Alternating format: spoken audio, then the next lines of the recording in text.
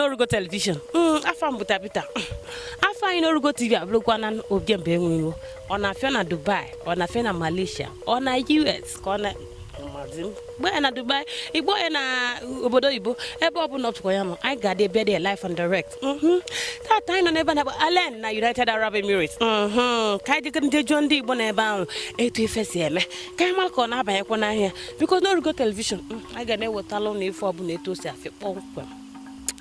I'll be right back.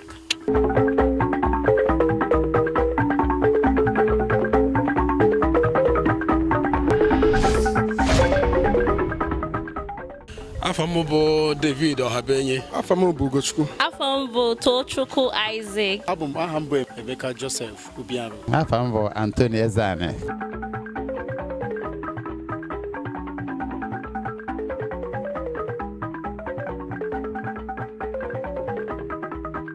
Odogwu Igbo onye obido anyị mmanụ bụ onye anyị mara Chineke ga-emezu ihe ọ chọrọ ka o meela anyị bụ ndị Igbo na mbụ ndị Naijiria melife ya melu anyị chere na okwu agwụna mana Chineke ma ebere anyị pụta afụkwa ya na Israel ịghọtago ebe anyị nwere hope na ha ga-enyere anyị aka so anyị na-atụ anya na Chineke n'oge adịghị anya na anyị ga-afụ ya bụ Biafra n'anya. Adị m happy ka m fụrụ ya.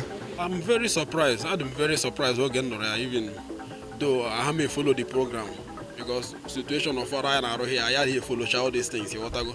So, but all the onion, all bagu onion, and if you ask na work on us, and not work nam de Carlo to go down if we see we both if so more. I'm very surprised about it. Well, ihe mere na etu a nnọkọta ịchọwa ka ị nara m ndụ m mee ndụ n'afọ so anyị na achọrọ ka a nara ya ndụ ya n'afọ ụta adịghọrọ mmadụ.